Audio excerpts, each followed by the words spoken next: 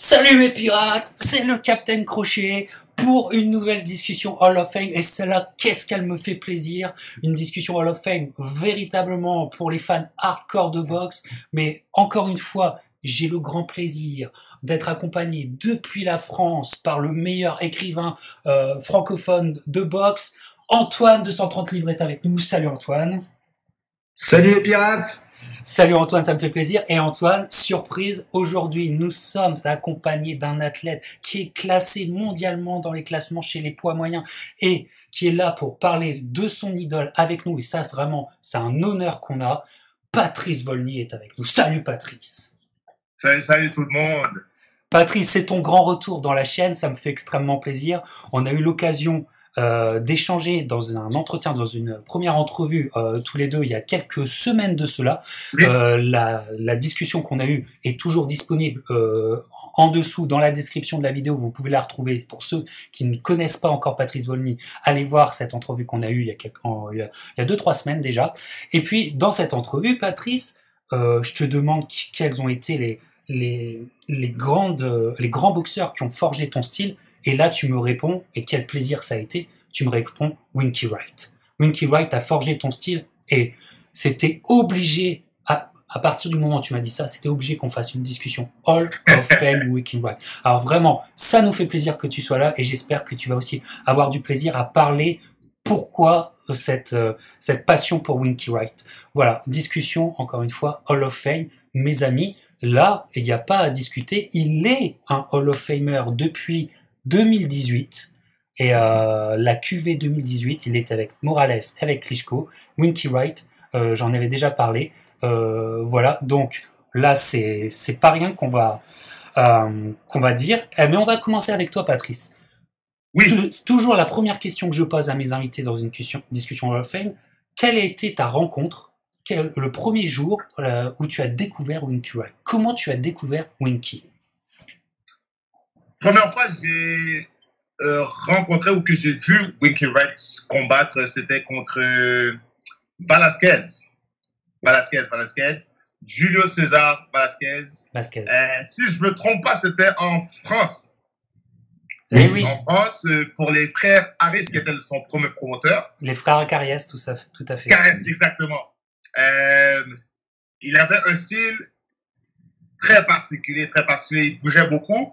Mais il n'avait pas encore le style qu'il a présentement, les deux mains hautes et la garde fermée, où il bouge un peu moins. Agressif. Velasquez, qui avait plus d'expérience que lui, qui a gagné le combat, pour certains controversés, pour d'autres, ça va. Des knockdowns qu'on peut dire que parfois, je ne suis pas tout à fait d'accord de mon côté. Mais c'est là la première fois que je l'ai vu. Quand il a foncé, un jeune, je pense qu'il avait 24 ans, 22 ans, 24 ans, où il a fait ce combat-là. Pour une opportunité pour un titre, finalement qui n'a pas gagné, mais c'est la première fois que je l'ai vu boxer et ça m'a donné la piqûre où je me suis dit, ce boxeur-là, il y a quelque chose à offrir. Alors, dernière question, Patrice, tu le vois au moment des faits, c'est-à-dire août 94 ou tu le vois plus tard? Tu tombes dessus plus tard? La première fois que je l'ai vu, c'est contre le combat contre Velasquez. D'accord. Contre Velasquez. Et ensuite, j'ai continué à le suivre. J'ai regardé quelques combats avant, mais j'ai continué à le suivre à partir de là. D'accord. Alors pour toi, Antoine, j'ai l'impression qu'on est tous un petit peu... c'est un peu la même façon, on l'a découvert. Pour toi, Antoine? Oui. Bah, c'est pareil. Hein. C'est un combat qui a été retransmis sur Canal+ à l'époque.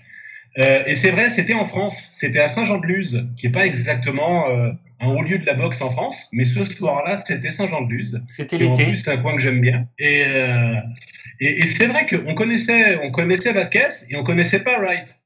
Et alors, c'est rare que ce soit l'Américain qui se déplace comme ça. Bon, on voyait pas. Et ce qui était assez touchant chez ce boxeur, dont il faut quand même savoir que Vasquez, c'était un grand saut dans l'inconnu pour lui, parce qu'il avait boxé auparavant plutôt des mecs d'un calibre très très inférieur. Et là, il se retrouvait balancé dans le grand bain contre Vasquez, qui était un tueur, qui était vraiment un boxeur très très dur. Un buff argentin. Et Wright, alors, il se défendait moins bien effectivement que plus tard dans sa carrière, mais il a eu un cœur incroyable. Parce qu'il s'est battu contre Vasquez. Vasquez tapait plus fort, il était plus costaud physiquement, il l'a promené autour du ring, mais Wright a eu un courage sur le ring qui m'a fait halluciner. Et à l'époque, je me doutais pas encore que Wright était le technicien qu'il allait devenir. mais il y avait déjà chez lui quelque chose d'assez touchant. Il y avait une bravoure. Et en fait, alors, on peut discuter. Il y a eu 5 knockdowns au total. C'est vrai, ils y sont peut-être pas tous les 5 réellement. Mais quand même, Vasquez l'a aidé à aller au tapis. Ouais. Et le fait qu'il voit la fin du 12e round, alors que c'était son premier combat en 12e round, était déjà un signe qu'on avait affaire à quelqu'un d'assez spécial. Ah, c'est dur. Parce qu'il n'avait jamais boxé à ce niveau-là et que franchement, il a fait honneur à sa chance de challenger. Tout à fait. Et ben voilà. On découvre on découvre finalement de la même façon Winky Wright pour son premier championnat du monde. Je répète, je crois que c'est la fin août 1994 et sa carrière va être très longue et il va avoir des chemins de traverse. Il faut comprendre tout ça. Donc ça arrive. Moi au même moment, il était signé par les frères Accaria, ce qui fait que le hasard, c'est que il y a tout un chapitre français dans la carrière de Winky Wright. Où il a accumulé des combats en sous-carte, notamment sous Dike Quartet. On verra plus tard que l'histoire n'est pas finie. C'est incroyable, cette histoire de Winky Wright. Et donc, Winky Wright, qui commence sa carrière, non pas en France, mais aux États-Unis, il a plein de petits combats dans sa Floride natale. Mais ça ne prend pas.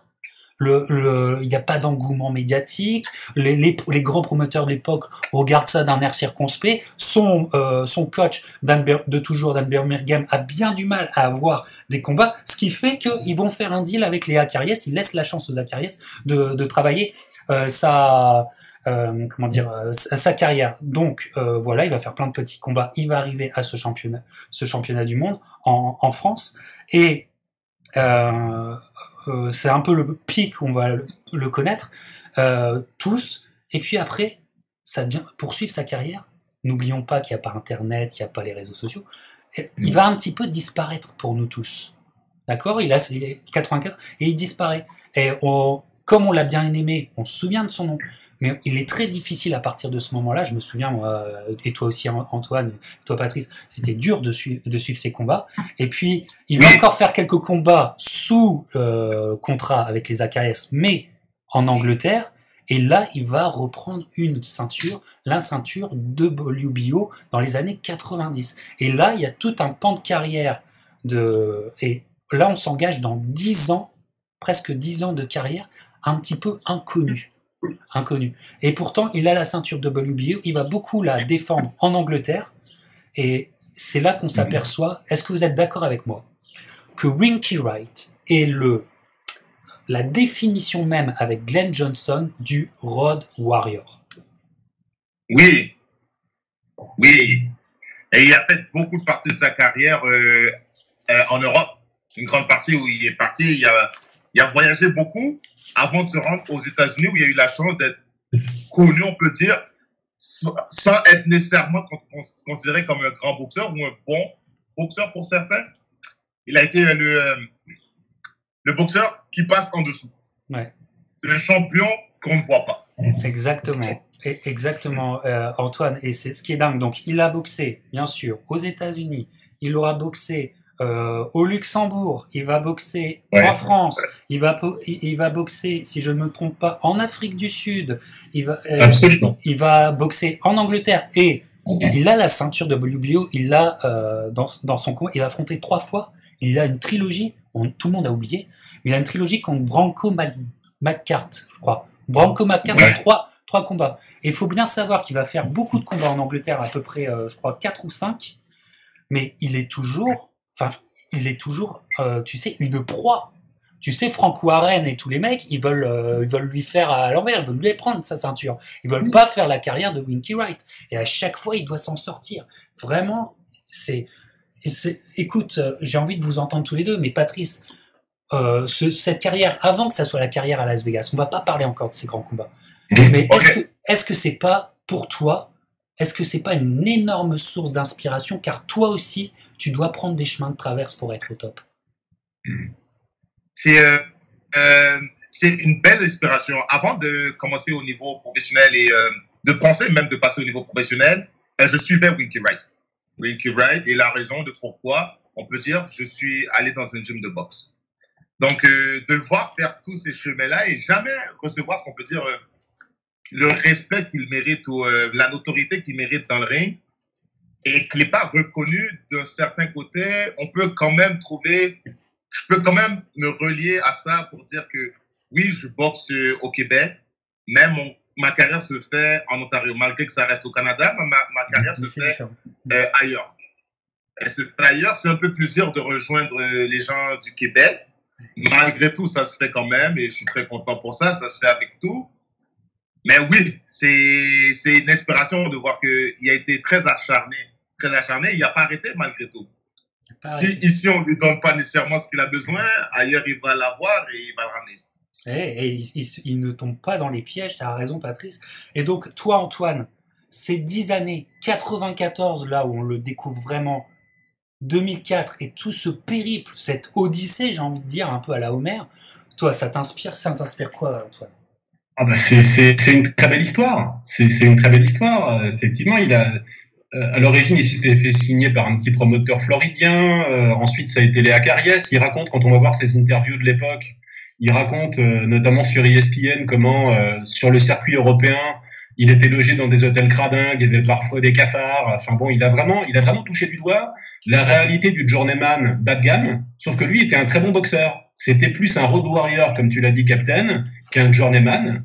Et il n'a pas eu de bol aussi parce que il a dominé tout un tas de boxeurs. Il a un peu essuyé les plâtres pour la WBO qui à l'époque était pas très prestigieuse parce que quand il bat McCart, c'est pour la ceinture WBO qui à l'époque était un petit titre mondial en quelque sorte. Même en battant McCart d'ailleurs, il boxe à l'extérieur parce qu'il a boxé dans la ville de McCart. Il est aux États-Unis certes, mais il n'est pas dans son fief. Et quand il a boxé en Afrique du Sud, ce qui est intéressant, c'est que, comme tu l'as dit, Captain, il n'y avait pas YouTube, mais on peut reconstituer sa carrière parce qu'on a YouTube aujourd'hui. Et quand on voit son combat en Afrique du Sud, il se fait battre au point par Harry Simon, qui a fini sa carrière invaincu. Et en fait, c'est un très bon boxeur qu'on a oublié, mais le combat est de très bonne tenue.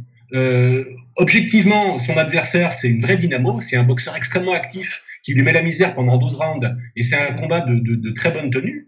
Alors, on a l'air de dire rétrospectivement, ouais, il a perdu un combat contre un inconnu. Ouais, mais quand on fait attention, effectivement, rien ne lui a été donné. Et objectivement, cette défaite-là, elle est pas du tout honteuse parce que Simon, donc, a fini sa carrière invaincu. Il a battu Yassin Cherifi, il a battu Crane qui était aussi invaincu à l'époque. Il n'a pas eu la carrière qu'il méritait sans doute. Donc, objectivement, des choses trappent sur son chemin. Il y en a eu un paquet. Et c'est un boxeur dont il n'est pas.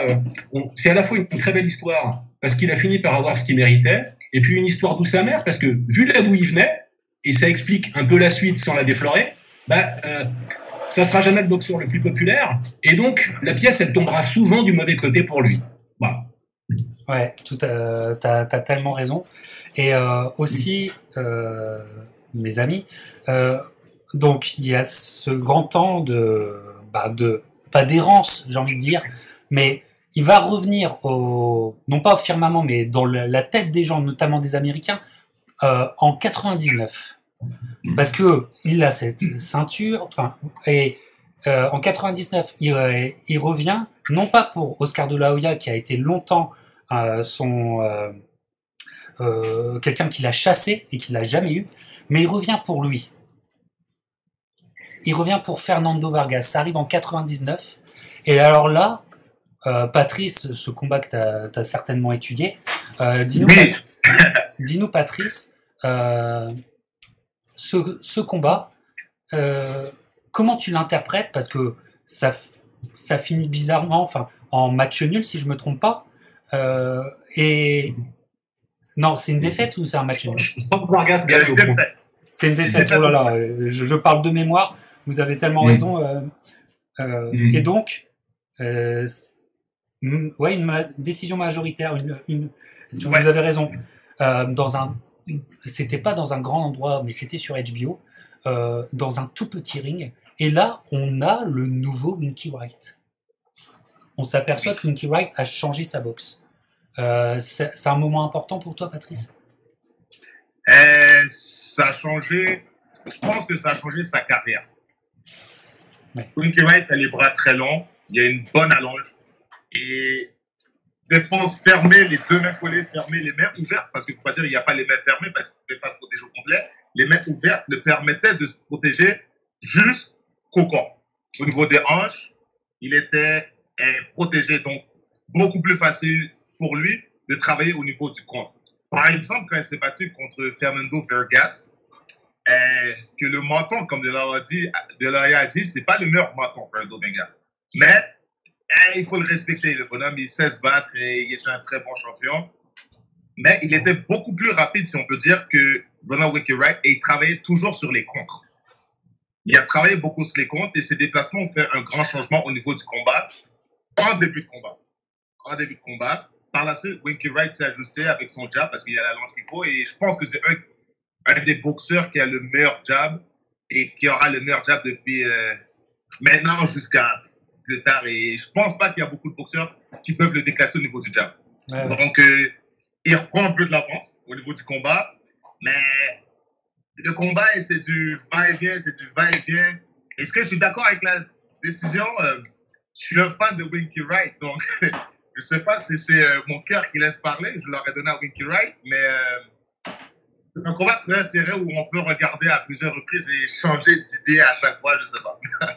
Ouais. Et toi, Antoine, ce combat? Alors, il est super serré. C'est clairement, c'est totalement ça.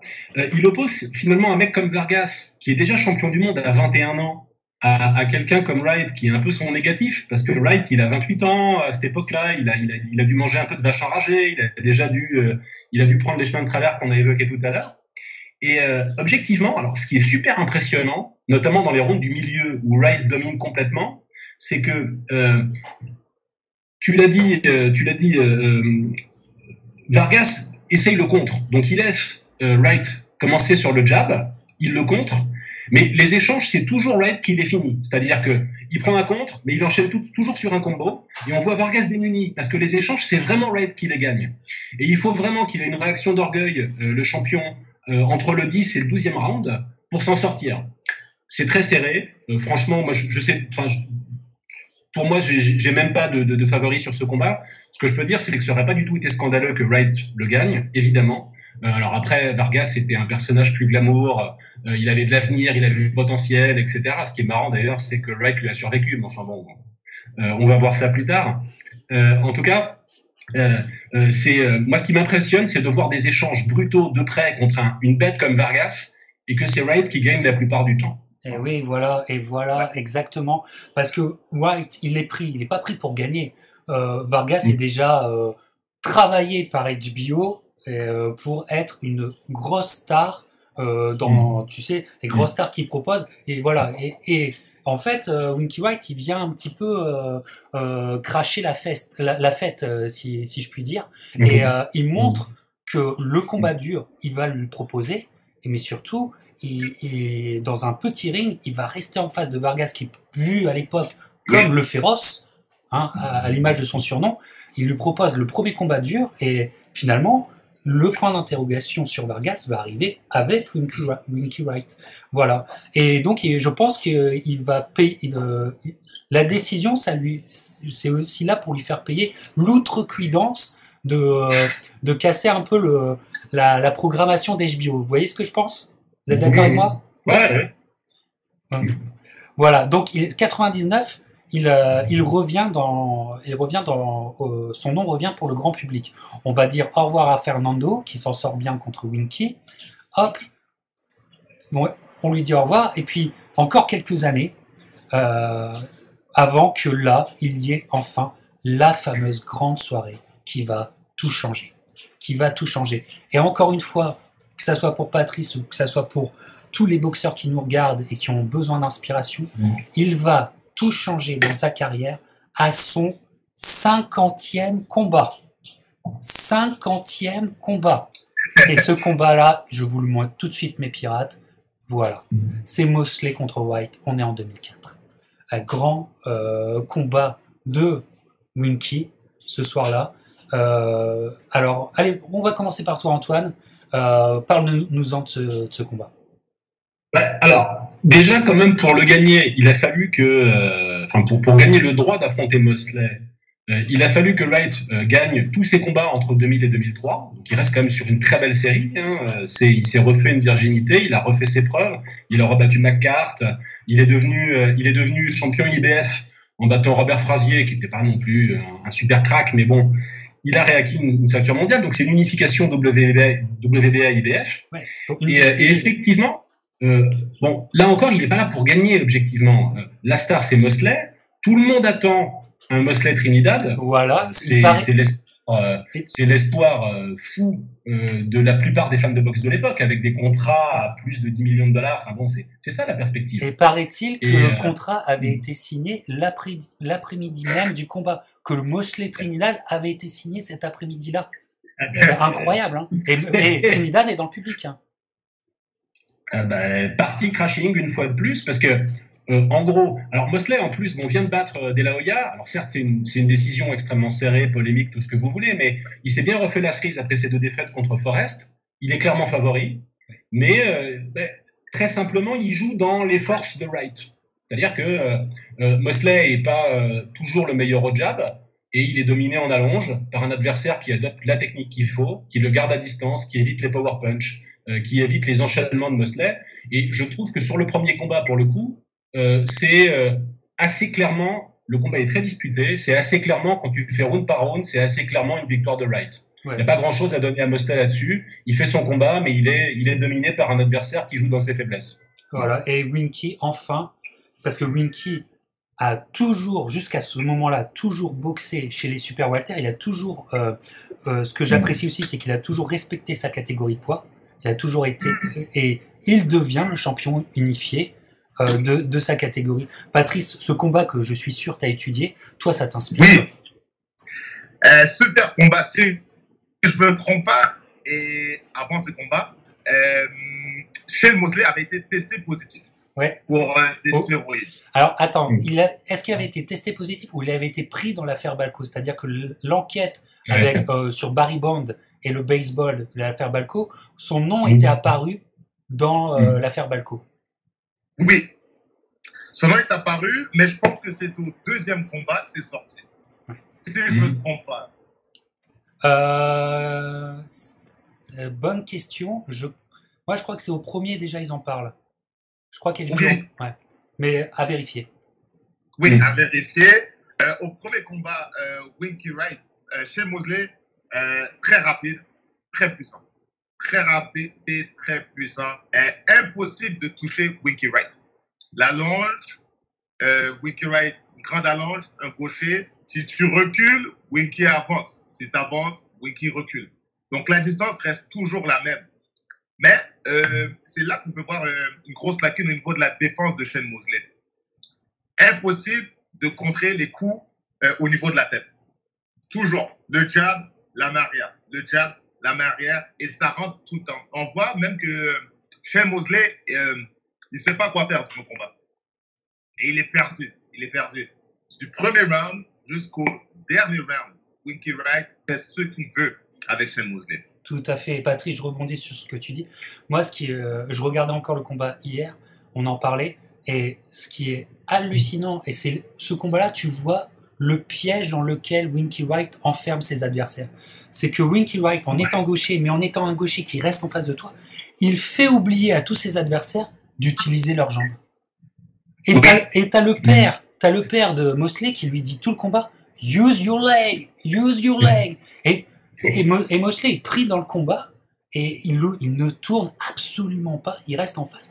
Et ce qui est incroyable, c'est que Winky va passer son 1-2 en ligne, alors qu'il est gaucher, il le passe en ligne sur Shane Mosley. C'est hallucinant à réfléchir, c'est complètement hallucinant. Question que j'ai pour toi, Patrice, parce que ce combat, c'est le dernier combat, je pense, où l'on voit Winky Wright boxer avec Cleto Reyes.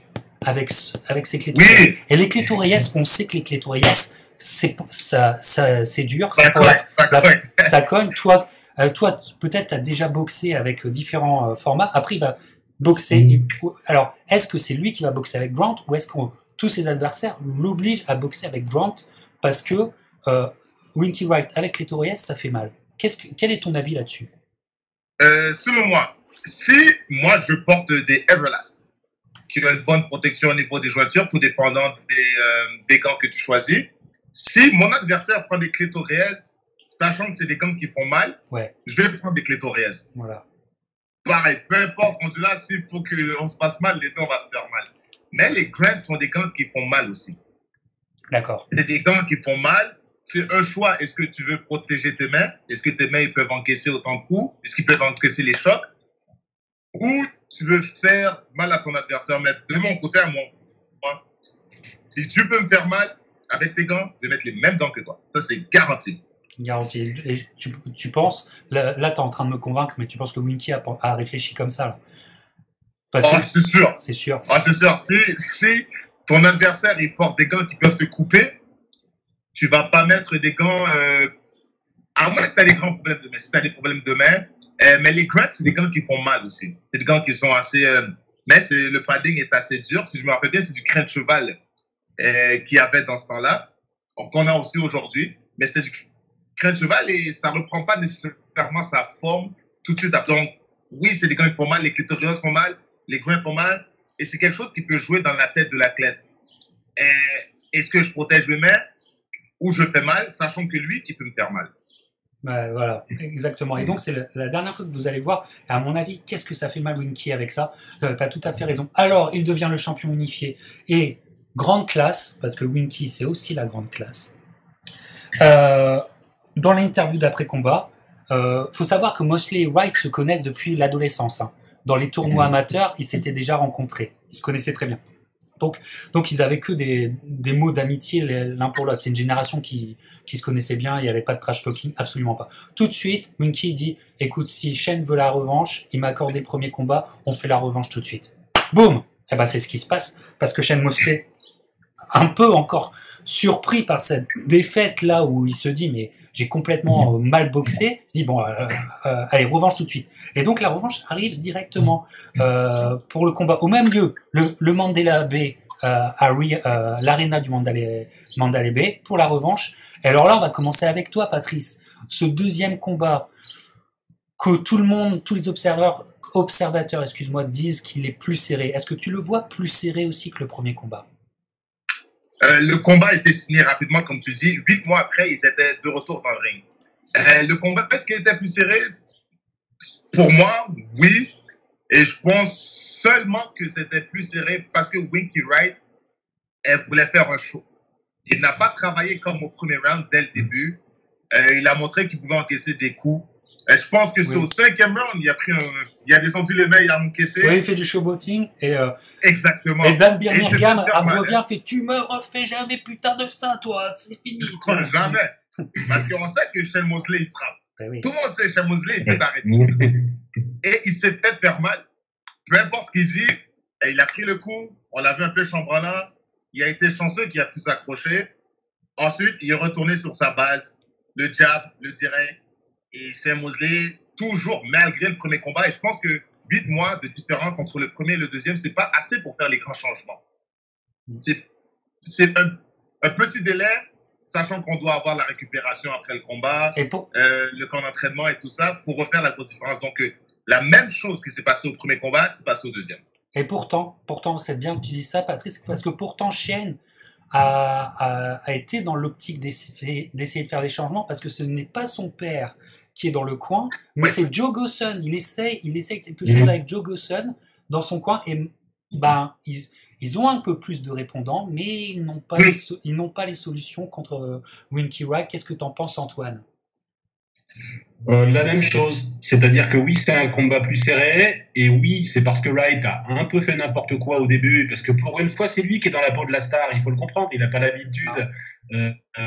Donc, surjoue un peu le côté c'est moi le patron, c'est moi le champion. Bon, il se fait recadrer parce que ça arrive même au meilleur. Et après, moi, ce que je retiens de ce combat, c'est quand même, c'est la seule fois finalement de toute la carrière de Wright où il a la décision dans un combat serré, dans un combat vraiment très serré. C'est vraiment la seule fois. Le reste du temps, la pièce retombe pas en sa faveur. On va en parler plus tard. Voilà. C'est vrai. Oh, que c'est vrai. Voilà. Donc c'est la fois finalement. Donc quelque part, voilà. Oui, on aurait pu donner le combat à Mosley, mais c'est vraiment pas grave si pour une fois, Wright récupère la décision. Voilà. Ouais, parce que on va en parler des décisions qui vont contre Wright. On va en parler. Oh là là là là là. On va débattre, hein, Patrice et Antoine. Donc, deuxième combat à voir. Voilà. Et parce qu'il gagne ce deuxième combat, et comme le dit Antoine, parce qu'il a les décisions, le combat prévu des mois à l'avance contre la star portoricaine, c'est pas Shane Mosley qui va l'avoir.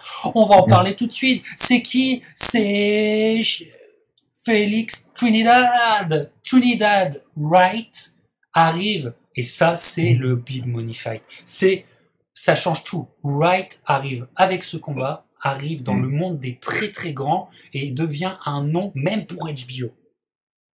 Voilà, même pour HBO. Et regardez ce combat, je vais vous montrer tout de suite l'engouement qu'il y a pour ce combat, parce que c'est le retour un peu de Félix Trinidad à la compétition. Et regardez Ring Magazine de cette époque-là. Je vous ai retrouvé le Ring Magazine de cette époque-là. Tito versus Winky. Is Trinidad facing Hopkins-like danger? Alors bon, Hopkins, on va en parler plus tard. Mais on se pose des questions, Tito. Est-ce qu'il n'est pas tombé dans un piège? Écoutez. Alors là, je vais commencer tout de suite avec Patrice. Excuse-moi Antoine, parce que Patrice, ce combat-là, c'est le combat référence. On en a parlé déjà dans notre interview. Mais Patrice, là, ce combat, écoute, le changement de niveau. Pourtant, c'est Shane Mosley. Pourtant, on est au Mandalay au pavillon du Mandalay Bay. Et il y a du monde. Mais là, on est au MGM, Grand Arena. La foule est bondée, et rien que l'entrée de Winky Wright, c'est une entrée, les potards, l'ambiance, le son, ça vibre derrière l'écran. T'as senti ça, Patrice? Oui, c'était un gros combat, un énorme combat où Winky Wright n'était pas supposé pour tout le monde de gagner. Et non. Si je me rappelle bien, la mise était de 4-1. Pour Trinidad, Winky Wright ne devait pas gagner et c'était impossible qu'il gagne ce combat-là. C'est vrai, c'était encore, malgré, c'était le glissade. Et si je ne me trompe pas, c'est un changement de catégorie. Oui, c'est un moyen. Il a monté de catégorie. Oui. Il passe en 160 là, il passe en 160 livres. Voilà, et on se dit aussi, lui qui a fait 51 combats en Super Welter, va-t-il s'adapter? Là, c'est une vraie question aussi qui se pose. Vraie question, va-t-il s'adapter à Félix Trinidad? Et puis le combat est devenu dans l'histoire de la boxe un de ces masterclass. Ouais. Un de ces masterclass que tu mets dans toute école de boxe. Hein.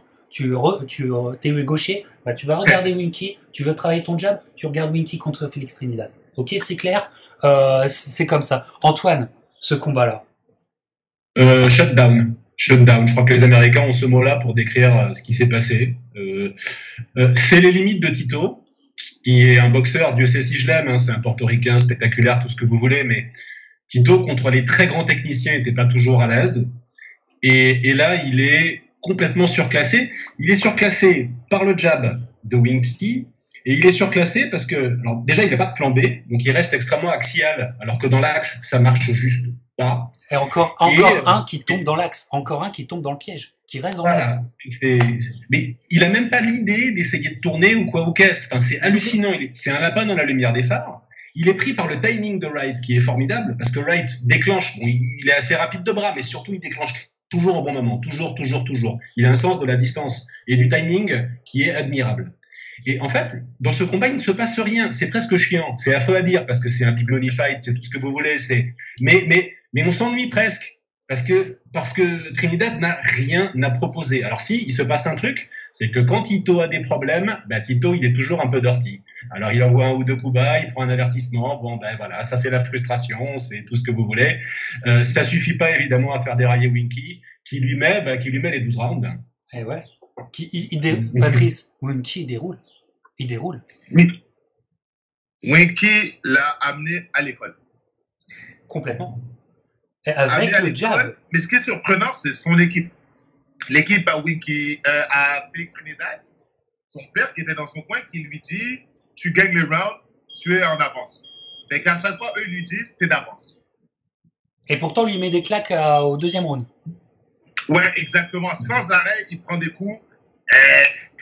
Et je pense qu'il y a un juge, et c'est par Clémence qui lui ont donné un round. C'est par pure gentillesse, ils ont donné un round à Félix Trinidad. Je ne vois pas lequel, mais ils lui ont donné. Ouais. Et pourtant, Félix Trinidad, suite à sa défaite contre Bernard Hopkins, on sait que Hopkins n'est pas gaucher, mais il l'a quand même bien battu en utilisant son jab.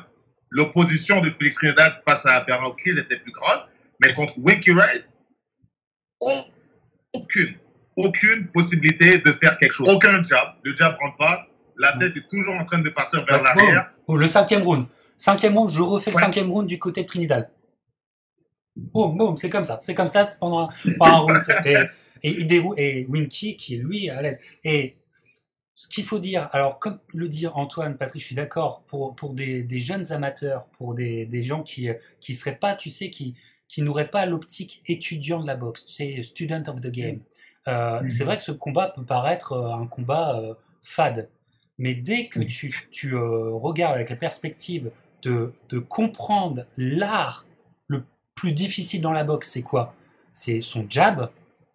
Le coup le plus difficile, maîtriser un jab, c'est toute une science. Ce combat-là est essentiel. Toi, tu as étudié pour ça, Patrice? Ouais, c'est du masterclass. On ne peut pas amener Félix Trinidad et dire c'est le boxeur le plus dangereux. Le plus gros risque est que Winky Wright le domine au niveau du corps à corps et de la distance. Parce qu'on a dit que Winky Wright avait monté de division, il était plus petit, et il rentre corps à corps avec Félix Trinidad quand ça l'enchante pour ensuite ressortir et retravailler son jab. Ouais. Donc, voilà. C'est une victoire qui aura quand même beaucoup d'écho. Pourquoi? Parce que c'est une victoire sur une grande star de l'époque.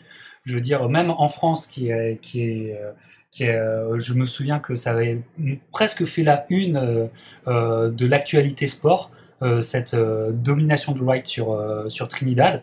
On est en 2005.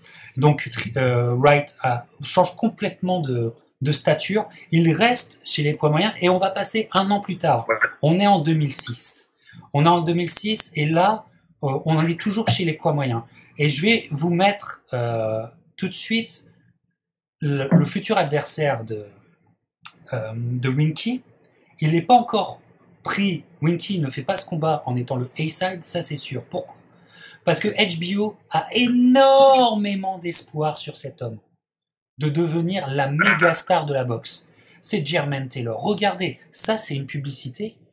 Patrice, tu peux confirmer, c'est le genre de publicité qu'on pouvait voir dans Ring Magazine à l'époque.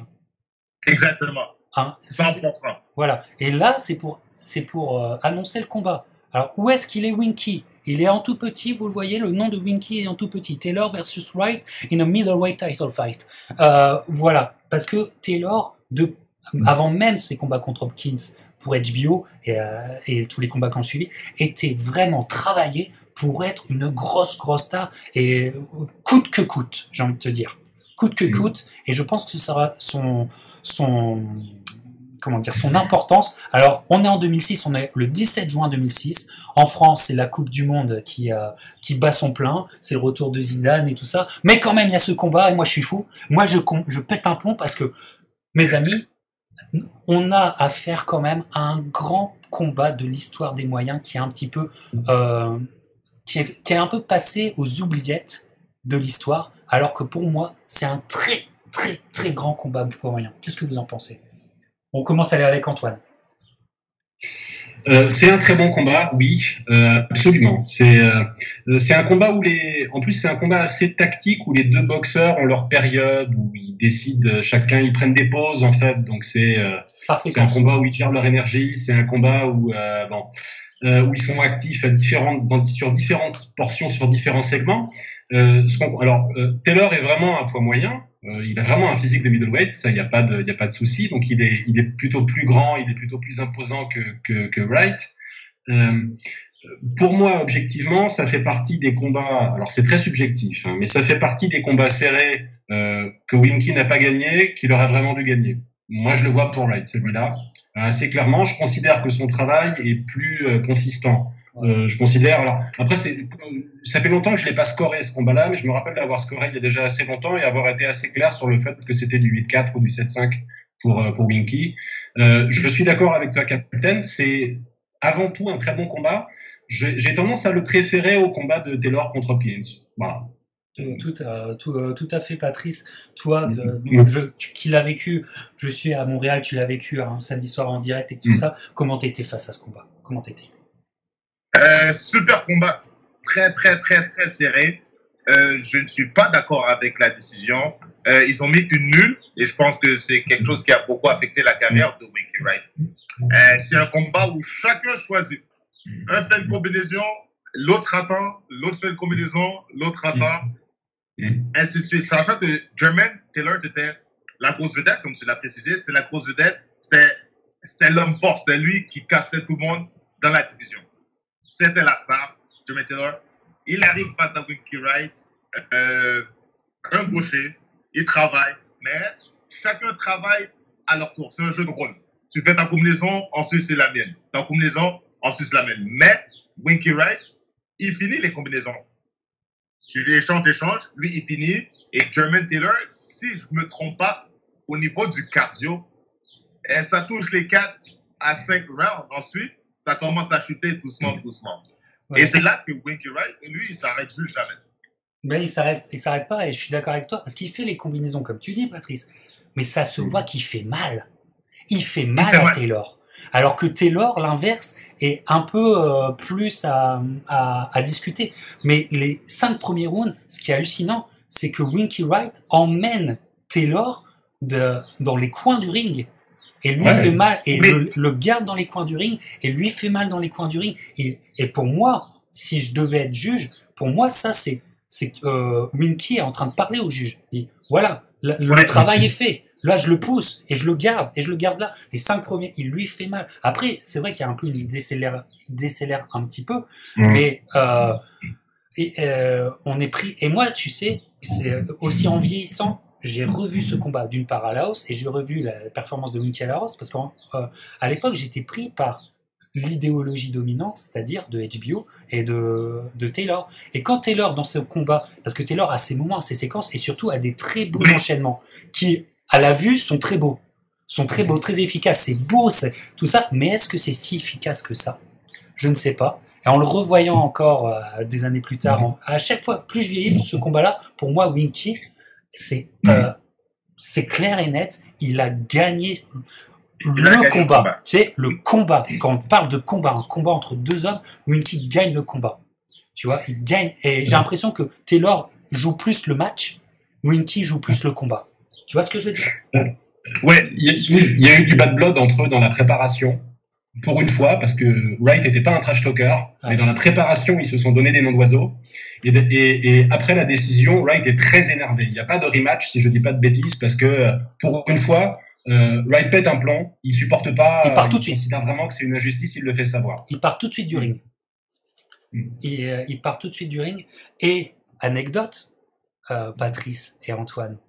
Mais quand vous regardez le combat, et donc vous avez les premiers rangs, il y a un grand homme élancé, un grand black avec une petite barbe, avec un costard de couleur beige, et qui gueule sur Jermaine Taylor. C'est qui ce monsieur? Vous savez? Ça peut ressembler à Hopkins dans la description, mais c'est Al Haymon. D'accord. C'est Al Haymon. Bah oui. C'est les seuls, tu sais, ces années-là, c'est les fois où il a été encore dans le public et regardait les combats. Après, il va complètement disparaître. Il est là et il pète un plomb. Regardez le 11e round. Regarde, Al Haymon, il est debout, il pète un plomb sur Jermaine Taylor, hein, parce que Al Haymon, il sent que Winky il est en train de lui faire, tu vois. Et c'est vraiment incroyable. Mais grand combat poids lourd, poids moyen dans cette catégorie. Si Patrice, toi qui es dans cette catégorie, tu y es aussi parce qu'elle a un prestige incroyable. Oui. Cette catégorie des moyens. C'est la catégorie, je pense, c'est une des catégories qui était la plus dangereuse. Je pense que welterweight, fut un temps après, elle devient la plus dangereuse. Et jusqu'à aujourd'hui, c'est une des divisions où tout le monde est rapide et tout le monde frappe fort. C'est tout à fait.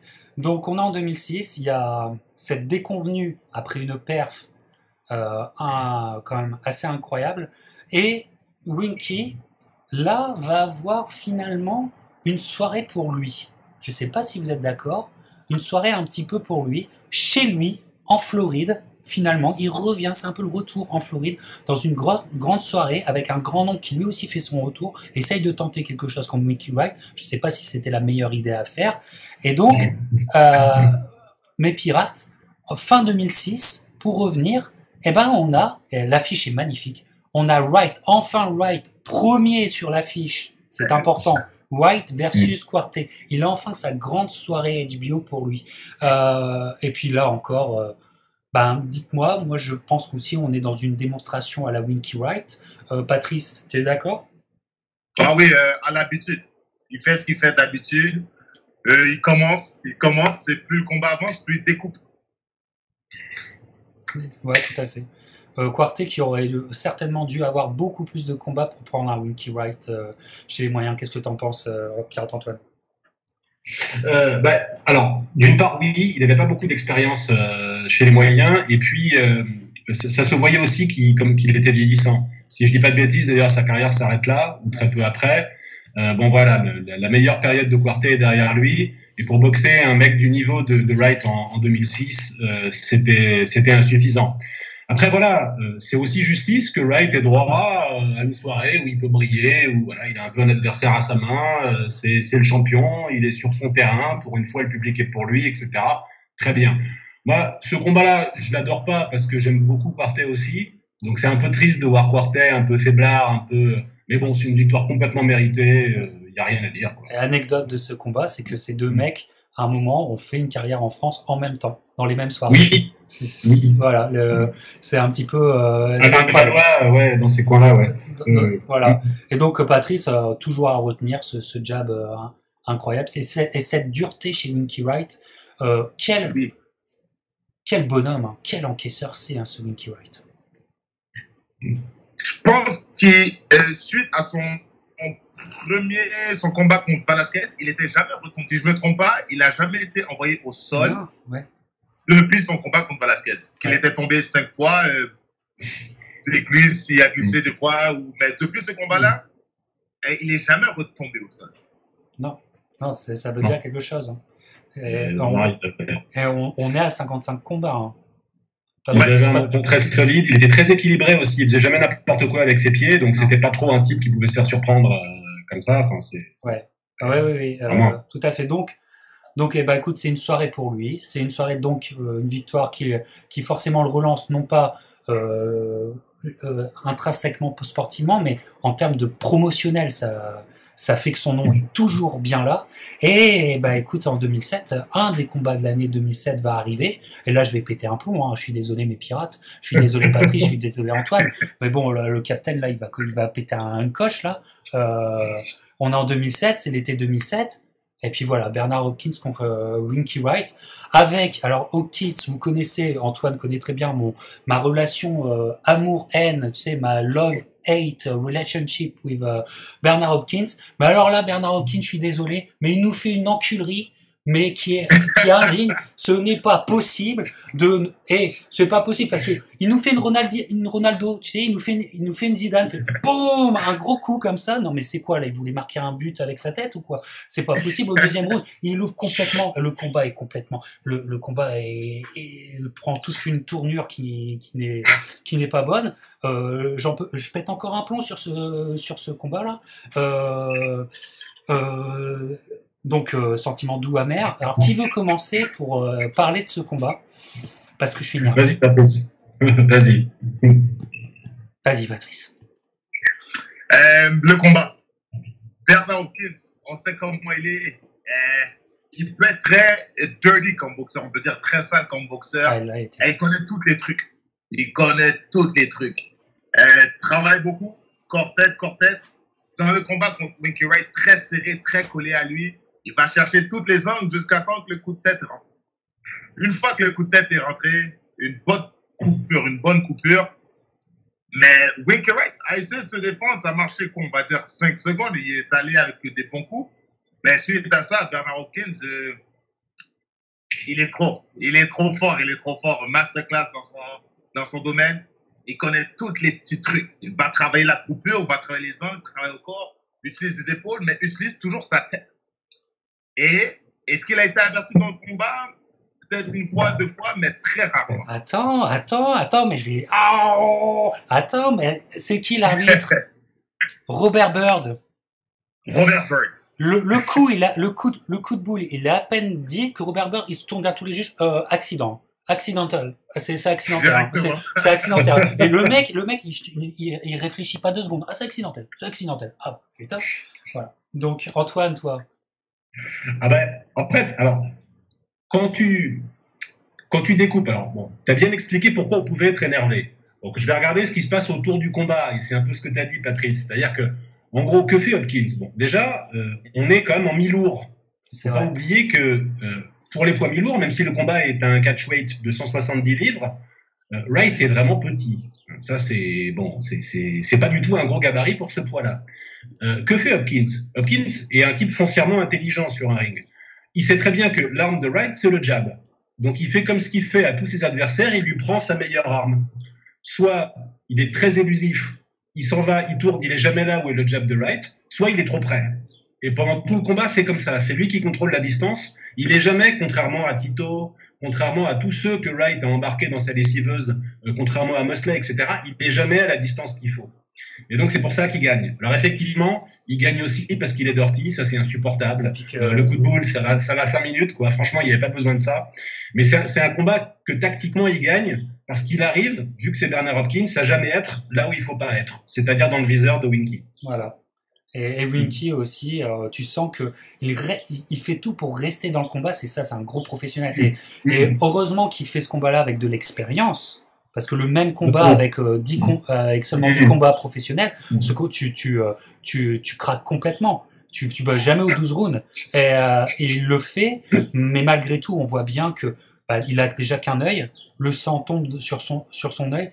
On voit qu'il est complètement gêné. Et on n'a jamais eu un Winky Wright 100% contre Bernard Hopkins. Ça, le combat que j'aurais voulu voir, les deux à 100%. Bon, pour moi, à partir du deuxième round, le combat est mort-né quelque part. Mais après, effectivement, Hopkins s'en sort extrêmement bien.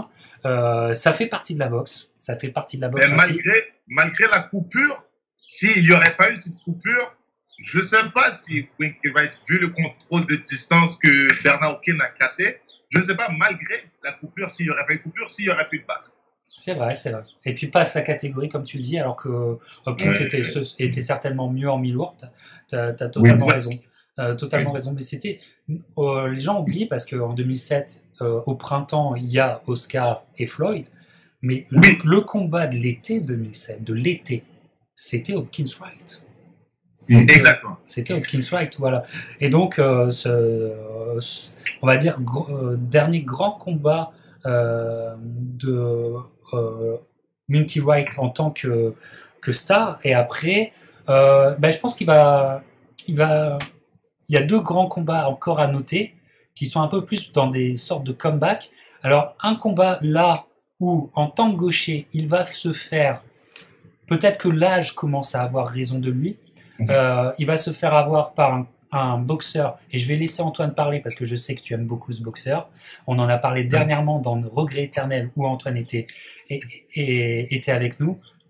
Voilà. Il y a Wright contre le Punisher, contre Paul Williams. C'est un sacré défi, Paul Williams, parce que bon, il est beaucoup plus jeune, il a une énergie incroyable sur le ring.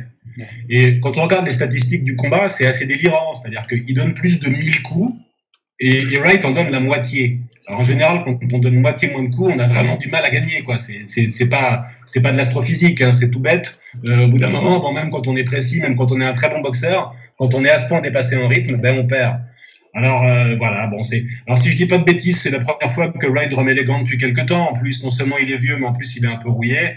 Enfin bon, bref, là encore, il n'était pas là pour gagner. Il perd dignement, mais il est surclassé au point, c'est très net. Ouais, voilà. Avec, Patrice, je te donne la parole tout de suite, mais avec un Paul Williams qui n'oublie pas d'utiliser ses jambes. Oui. Paul Williams qui bouge sans arrêt.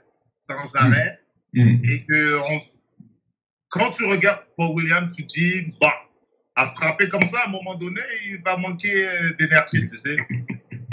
Et finalement, jamais. Il n'en manque pas. Il est gaucher, ce qui donne encore plus de problèmes, et il n'arrête pas de travailler. Tu peux frapper, mais il sera toujours dernier, et il sera toujours le premier à frapper. Ouais. Un Paul Williams on sent qu'il, quand il est dans sa zone, tu es d'accord avec moi, Patrice? Oui, On le sent dans sa zone. Paul Williams qui bouge bien, et surtout quand les bras partent chez Paul Williams, il peut dérouler, il peut te faire ça 20 rounds. Hein. Ça, il peut faire ce qu'il veut et je pense que c'était un des plus grands à cette division-là. Il était le plus grand.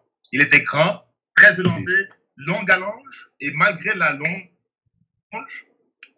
il pouvait travailler au corps. Il travaillait très proche, quand même assez proche comparé aux personnes de sa grandeur. Il travaillait d'une bonne distance assez serrée et il n'arrête pas. Il n'arrête pas. ouais. Ouais, combat à voir aussi pour tout fan de Paul Williams que nous sommes d'ailleurs. Moi, j'aimerais beaucoup interviewer Paul Williams, tu vois. J'aimerais beaucoup. Malheureusement, il a eu un accident tragique qui l'a rendu tétraplégique. Hein, faut pas l'oublier. C'est un accident de moto. Et on a certainement perdu à cause de cet accident de moto. On a certainement perdu il a eu des défaites, il a eu des KO, hein, mais on a perdu un grand boxeur qui aurait pu faire encore des très très grands combats pour la boxe. Hein. Vous êtes d'accord avec moi? Ouais. 100%. Et donc là, ça faisait extrêmement longtemps, mes pirates, qu'on n'avait pas vu un Winky Wright dominer. Et j'ai presque envie de vous dire qu'il faut peut-être remonter, non pas à sa dernière défaite en date, mais remonter à Vasquez pour voir un Winky Wright autant dominer. Tu vois? Ou son combat en Afrique du Sud aussi. Je trouve qu'il est plus dominé que contre Vasquez. Contre Vasquez, il donne le change. Alors évidemment, il y a les knockdowns qui comptent beaucoup, mais il est plus dominé que contre Vasquez. Mais là, c'est phaser time. Hein, au bout d'un moment, un mec qui donne 1000 coups en premier, si tu veux faire. Voilà. Non, c'était pas le bon match-up pour lui, c'est sûr, pour un retour, pour un comeback, et en plus à l'âge qu'il avait. Mais c'est pas le dernier comeback qu'il va essayer. Il va essayer une dernière fois. On est en 2012.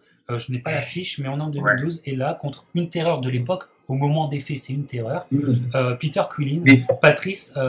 Bon, là, moi, ça me fait mal. Ouais, ce combat-là, il me fait mal. C'est décevant. Ça me fait mal de le voir. J'aime pas le revoir. D'ailleurs, je le revois pas, tu vois, parce que c'est pas le Winky qu'on a connu. Et il fait quand même, parce que Quillin était dur à l'époque, et il fait à la limite quand même. Ouais. C'est quoi ton sentiment, Patrice, sur ce dernier combat de Winky? J'aurais tellement voulu qu'il prenne sa retraite avant ce combat-là. Ouais. On n'avait pas vu Winky Wright tomber depuis une éternité. C'est vrai. Le timing n'est pas là. Je me rappelle s'il y avait eu une grande pause. Je pense qu'il y avait eu des problèmes de coude ou d'air de circulation suite avec sa carrière. Mais impossible de suivre le combat. Il est impossible de rentrer des contres. Il prend tout à la tête. Il les prend tout. Pourtant, c'est un des boxeurs qui avait une des meilleures défenses. Et comme on peut le voir, on voit c'était son 58e combat.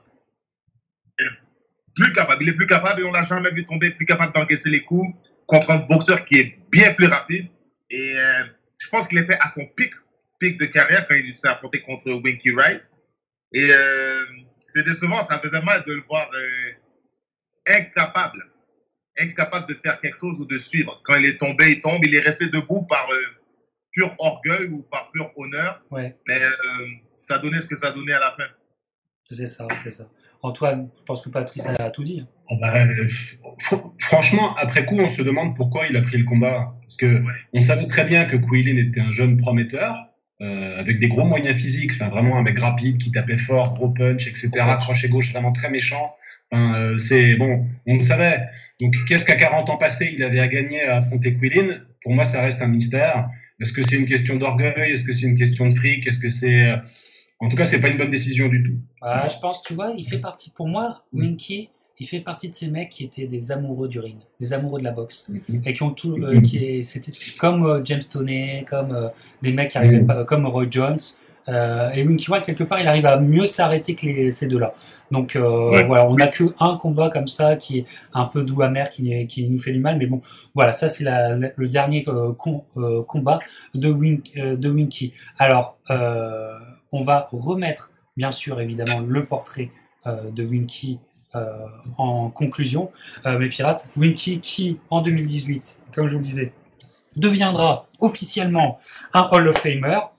Alors, mes pirates, nous, on prêche des convaincus, on est des fans. Mais mérité, parce que ça portait débat un petit peu. Oui. Mérité complètement. Qu'est-ce que vous en pensez?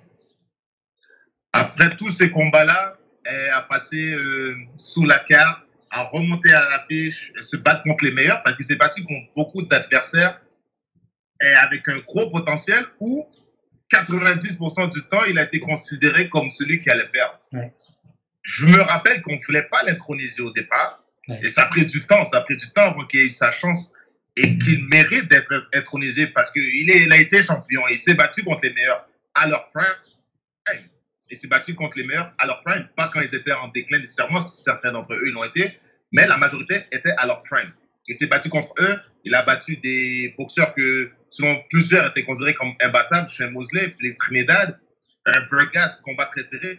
Et Paul Williams, des bêtes, mais c'est un grand champion qui était à son prime aussi. Donc, oui, grand mérite à lui. Et il mérite 100% d'être intronisé aussi. 100%, je suis d'accord. En plus, pour la catégorie qu'il a toujours respectée pendant des décennies, les super welter, il est quand même champion unifié.